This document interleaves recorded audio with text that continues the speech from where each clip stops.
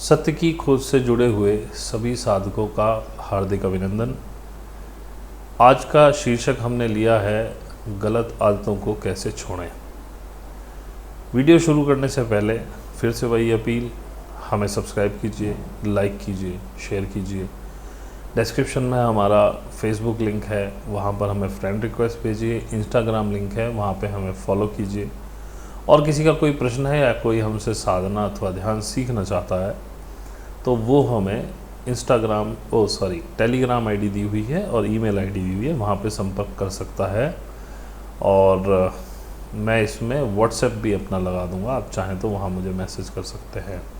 लेकिन व्हाट्सएप में बहुत कम चलाता हूँ, तो मैसेज करने के बाद थोड़ा धैर्य रखिएगा, शायद 1 दिन या 2 दिन के अंदर रिप्लाई आए। तो हम अपने वीडियो को आगे शुरू करते हैं कि गलत आदतों को कैसे छोड़ें। तो देखिए, मैं तो घुमा फिरा के वहीं ले आता हूँ कि साधना के माध्यम से सब छूट जाता है, लेकिन फिर भी आपको बता देता हूँ प्रोसीजर। हालांकि इन बातों पे मैंने बोला है, लेकिन कुछ वीडियो के बीच में बोला है, स्पेसिफिक वीडियो नहीं बनाया। तो हमारे एक मित्र ने हमसे बोला कि आप केवल इसी टॉपिक पर वीडियो बनाइए कि गलत आदतों को कैसे छोड़ें। मैंने कहा ठीक है भाई। अब देखिए, मेरा तो कॉन्सेप्ट ही अलग है। मैं तो ये कहता हूँ गलत कुछ होता ही नहीं है, सब ठीक ही होता है। जो आदतें आपके हिसाब से गलत हैं वो किसी और के हिसाब से ठीक होंगी।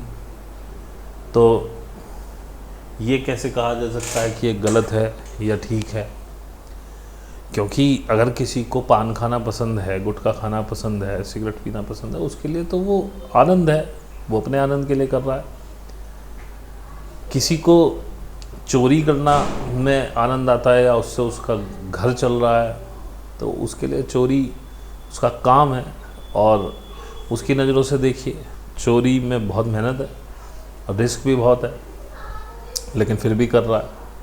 लेकिन हाँ, एक सभ्य परिवार के लिए चोरी करना बुरी आदत है। तो इसको समझने के लिए मैं आपको एक छोटी सी कथा सुनाता हूँ जो ओशो की वीडियो में मुझे मिली थी। एक कोई बौद्ध भिक्षु थे, बड़े पहुँचे हुए बौद्ध भिक्षु थे। तो वो बस अपने हाथ में वो घी की तुम्बा जो कटा हुआ होता है, जिसे खप्पर भी बोलते हैं कई लोग, उसमें हैंडल भी लग जाता है, कमंडल टाइप का। नाथ संप्रदाय के योगियों के पास अक्सर आपने देखा होगा। तो वो अपना रखते थे और बस एक चीवर धारण करके अपना आराम से रहते थे। तो जिस जगह वो थे, वहाँ की जो रानी थी, उसने कहा भाई ये बौद्ध भिक्षु के लिए मैं कुछ करना चाहती हूँ। उन्होंने एक सोने का खप्पर या वो कमंडल बनवाया, उसमें बड़े हीरे जवाहरात जड़वाए और उनको बुलाया। उन्होंने कहा कि बनते मैं आपको कुछ देना चाहती हूँ। बोले माते मैं तो भिक्षु हूँ, मुझे बाकी चीज़ों से कोई मतलब नहीं, आप अन्न दे दिया, खाना दे दिया, भोजन दे दिया, मैं संतुष्ट हूँ। बोले नहीं, मैं देना चाहती हूँ प्रेम से। बोले ठीक है, अगर आप प्रेम से ही देना चाहती हो तो दे दीजिए। उन्होंने वो सोने का रत्न जड़ित खप्पर उनको दिया। उन्होंने कहा माता, आपने मेरे लिए बड़ी समस्या पैदा कर दी। आज तक तो मैं बड़े आराम से चल रहा था और मेरे लिए इन चीज़ों को कोई मोल नहीं है, ये कोई ना कोई चुरा के ले जाएगा, इससे आपको कष्ट होगा, मुझे तो कोई कष्ट नहीं होगा। और ये मेरा पुराना वाला जो खप्पर है वो आप संभाल के रख लीजिए, क्योंकि मुझे बहुत जल्दी इसकी आवश्यकता फिर से पड़ने वाली है, ऐसा मेरा विश्वास है। उन्होंने कहा ठीक है। अब वो अपना भिक्षा मांग के शाम को अपना खंडरों में सोते थे, अपने चलने लगे। एक चोर था बड़ा प्रसिद्ध वहाँ का, उसने देख लिया, उसकी मुंह में पानी आया, आंखों में लालच भरा।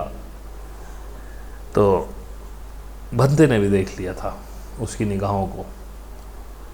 जो बुद्ध पुरुष होते हैं वो, उनकी नज़र बहुत बारीक होती है। उन्होंने देख लिया, उन्हें पता लग गया ये मेरे पीछे पीछे, लेकिन उन्होंने ऐसा दिखाया कि जैसे उन्हें पता ना हो। अब उस कमंडल में उनका कोई लोभ लालच तो था नहीं, बुद्ध पुरुष था, उसको क्या सोना और हीरे जवाहरातों से क्या काम।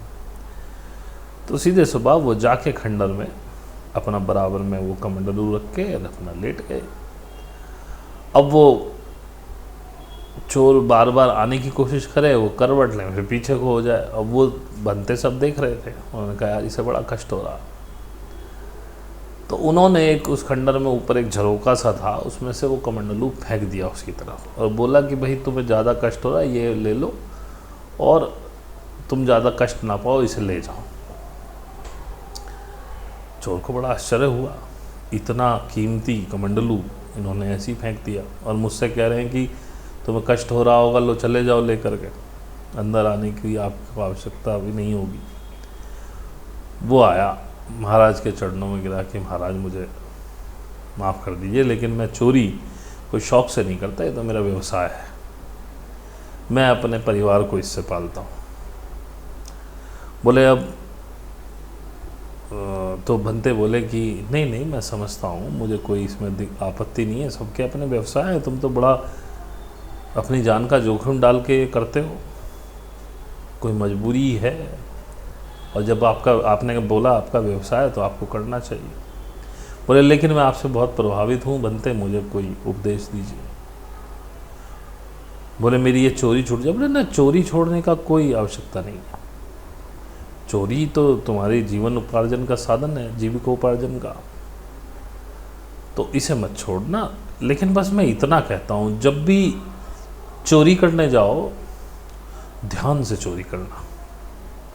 बोले मतलब ऐसा कि घर से चलो तो तुम्हें पता हो कि मैं चोरी करने जा रहा हूँ, फिर जब किसी के घर में चढ़ो तो तुम्हें पता हो कि मैं घर में इसलिए चढ़ रहा हूँ कि मैं चोरी करने जा रहा हूँ, फिर जब किसी की तिजोरी खोलो तो तुम्हें ध्यान हो कि मैं तिजोरी खोल रहा हूँ क्योंकि मुझे पैसे चुराने, फिर जब पैसे उठ के उठाओ अपने झोले में रखो तो तुम्हें ध्यान रहे कि मैं सामने वाले के पैसे उठा रहा हूँ चोरी करने के लिए और मुझे अपने घर की इससे पालन पोषण कर रहा है इसलिए कर रहा हूँ। इस तरह ध्यान से करना, बेध्यानी में मत करना कि बस घर से चले गए और बेध्यानी में जो भी मिला उठा के अपने घर ले आए।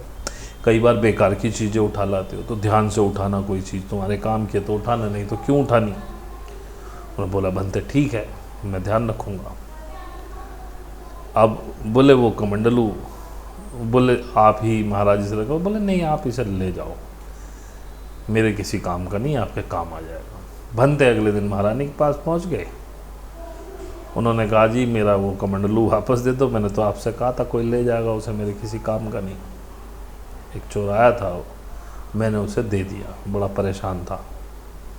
महारानी हैरान हुई, खैर वो अलग कथा होगी। उसके बाद जब बनते अगले दिन रात को अपना कमंडलू वही लौकी वाला लेकर के अपने घर पहुँचे, वहाँ खंडर में पहुँचे, फिर विश्राम ले, वो फिर आया चोर और उनके पैर पकड़ लिए। बोले बनते ये आपने मेरे साथ क्या कर दिया। बोले क्यों, मैंने क्या कहा, मैंने तो कहा कि तुम चोरी करो, आराम से सब रहो, कोई दिक्कत नहीं। बोले आपने मुझसे कहा कि ध्यान से चोरी करो। बोले ध्यान में रह के चोरी हो ही नहीं पा रही है। बोले जब मैं ध्यान करके घर से चला कि मैं चोरी में करने जा रहा हूं तो मेरे पैर ना उठाएं, फिर मैं जैसे तैसे करके उसके घर पे चढ़ रहा हूं तो मेरे से चढ़ा ना जाए कि मैं चोरी करने जा रहा हूं। खैर मैं उसको भी पार करके उसकी तिजोरी तक पहुंचा, तिजोरी ना खुले, वो भी मैंने खोल ली। अब मुझसे पैसा नहीं उठाया जा रहा कि इसने बड़े मेहनत से कमाया होगा। तो बनते ने कहा कि भाई ध्यान में रहने से यही होता है, ध्यान में रहने के बाद तुम अपने स्वभाव से अलग कोई कार्य कर ही नहीं पाओगे। तो मैंने तो सिर्फ तुमसे कहा कि ध्यान में रहो। तो आपके सवाल का जो हमने विषय उठाया उसका यही जवाब है। यदि आप ध्यान में रहना सीख जाओ तो आप अपने स्वभाव से अलग, आपका स्वभाव नहीं है चोरी करने का, मनुष्य का स्वभाव नहीं है डाका डालने का। मनुष्य का स्वभाव में दूसरे पे अधिकार तो है, वो अपना वर्चस्व बढ़ाना चाहता, अधिकार भी नहीं, वो अपना वर्चस्व बढ़ाना चाहता। लेकिन जब वो ध्यान में होता है तो उसे इतना कुछ मिल रहा होता है, वो वर्चस्व भी नहीं बढ़ाता। लेकिन ये साधना से आता है। तो साधना और साधना के बाद उत्पन्न होता है ध्यान। तो जिन्हें आप बुरी आदतें कहते हैं, बुरी अच्छी, मैं तो कोई आदतें अच्छी बुरी होती नहीं, लेकिन मैं कहता हूँ जो आपकी स्वभाव के विपरीत चीज़ें हैं। काहे को कोई सिगरेट पी के अपना दिल जलाएगा, अपने फेफड़े जलाएगा। हमारे ग्रुप में एक, मैंने पहले भी उनका उदाहरण दिया, वो शराब पीते थे। मैंने कहा साधना से पहले शराब मत पीना, और साधना के बाद तो पीने लायक बचे क्या। थोड़ी बहुत पीते होंगे बाद में भी, अब उनकी शराब छूट गई सिर्फ ध्यान में। अब वो अच्छी आदत थी कि बुरी आदत थी, मैं इस पर नहीं जाना चाहता, लेकिन मैं इतना कहता हूँ जो भी आपके स्वभाव के विपरीत चीज़ें हैं वो सारी ख़त्म हो जाएंगी। और अगर आपको साधना सीखनी है, आपको यदि ध्यान सीखना है, तो आप हमें संपर्क कर सकते हैं। डिस्क्रिप्शन में मेरा व्हाट्सएप, टेलीग्राम, ईमेल आईडी तीनों हैं। फेसबुक लिंक है, उस पर फ्रेंड रिक्वेस्ट भेज दीजिए। इंस्टाग्राम को फॉलो कर लीजिए। और इस वीडियो को अगर आपको पसंद आया है तो लाइक कीजिए और शेयर भी कीजिए। इसी तरह से आप मेरा बहुत मतलब सहयोग दे सकते हैं कि और लोगों तक भी ये पहुँचे। तो आशा है आपको समझ आया होगा, क्योंकि छोटे वीडियो में इससे ज़्यादा मैं नहीं बता सकता, नहीं तो वीडियो बहुत बड़ा हो जाएगा। उसमें मैंने पहले इस बारे में काफ़ी जिक्र किए हैं पुराने वीडियोस में, आप चाहें तो मेरे डिटेल वीडियोस जाके टाइमलाइंस में देख सकते हैं। आपके यहाँ जुड़ने के लिए बहुत बहुत धन्यवाद, और यहाँ तक बने रहने के और भी ज़्यादा धन्यवाद। Thank you very much.